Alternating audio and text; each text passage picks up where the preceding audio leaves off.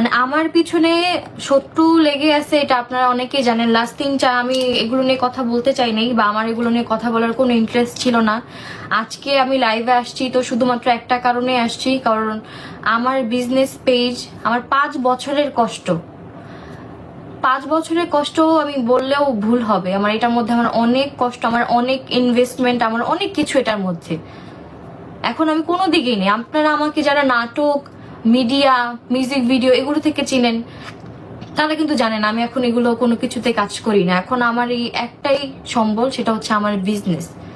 আমার এই বিজনেসটাও মানে তাদের সহ্য হচ্ছে না। আমার সংসার ভাঙার বা আমার পার্সোনাল লাইফে ক্ষতি করার তো কম চেষ্টা পারে নেই। এখন আমার বিজনেসে তাদের মানে হাত দিতে হবে, আমার বিজনেস নষ্ট করার প্রচেষ্টা কি আসলে তারা সাকসেস, যারা কাজটা করেছে, কারা করেছে এটা হয়তো বা আপনারা অনেকেই জানেন বা আপনারা অনেকেই চিনবেন। লাস্ট 3-4 দিন বা এরও বেশি আমাকে নিয়ে লাইভে এসে অনেক উল্টাপাল্টা যাতা কথা বলা হয়েছে আমার ক্যারেক্টার নিয়ে। আমি নাকি কি সব বাজে লাইভ করে আমার হাজবেন্ডকে টাকা এনে দেই, মানে কি বলবো, আসলে কিছু বলার নাই। কিন্তু আজকে যে এত বড় একটা ক্ষতি আমার করবে এটা আমি কখনো ভাবিনি।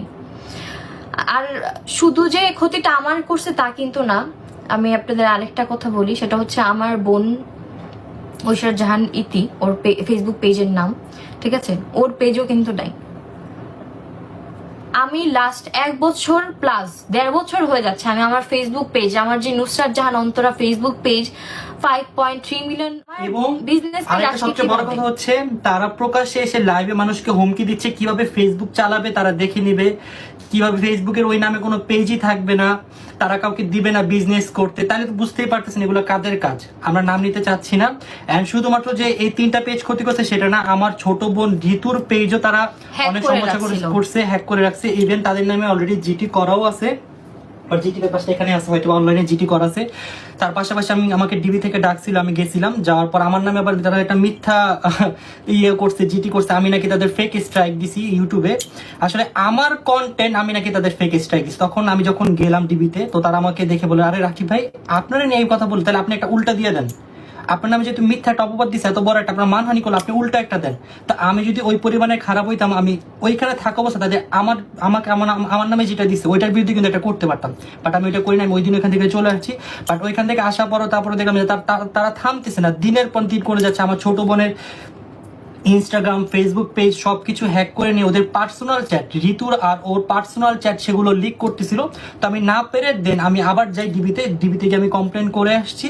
তো আমাকে তারা বলছে যে আপনার কমপ্লেন্ট আমরা নিলাম, এরপর যদি ওরা কিছু করছে আপনি জাস্ট আসবেন, ডাইরেক্ট একটা মামলা হয়ে যাবে, সাইবার ক্রাইমের মামলা হয়ে যাবে। আরেকটা জিনিস আমি বলি, আমি লাস্ট কিছুদিন আগে রাকিবের একটা ফ্রেন্ড আছে, তার থেকে আমি আমার পেজের জন্য কিছু প্রোডাক্ট আনাইছিলাম, তো সেটা তারা জানতো। তারা এখন বাদ দাও, এইসব বাদ দাও। আমার কথা হচ্ছে পার্সোনালি তোদের সাথে আমাদের কোনো কিছু নাই। তোরা এত পরিমাণের বেয়াদব যে ফুল ফ্যামিলি থেকে তোরা বিচ্ছিন্ন। আমি খারাপ, ও খারাপ, ফুল ফ্যামিলি খারাপ, তোরা দুইজন ভালো আর বাকি সবাই খারাপ। ঠিক আছে খারাপ, তোরা যেমন থাক। আমাদের নিয়ে ডেডিকেট করে 3টা লাইভ করছে, আমি তারপর কথা বলি নাই। বাট আজকে আমার মেজাজটা প্রচুর খারাপ লাগছে, মানে কষ্ট লাগছে যে ওর এত দিনে কথা বইলে গেছে, জন্য আমি রিপ্লাই দিচ্ছি। এটা তো সত্যি কথা, ও বিভিন্ন জায়গায় যে বলতো না যে ওর থেকে আমার ফলোয়ার বেশি, আমার পেমেন্ট বেশি। আমি একটা কথা বলি, শোনো, তোমরা যদি তোমাদের সবগুলো এখনো ঠিক না করো, জীবনও কখনো কোথাও যে সম্মান পাবা না, ভালো কোথাও যেতে পারবে না, তোমাদের সাথে ভালো একটা লোক মিশবে না।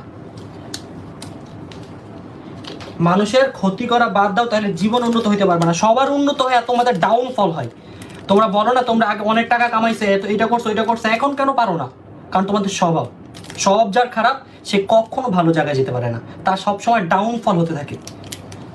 তুমি আর কিছু বলো না। তো মেন সমস্যাটা হচ্ছে এটাই।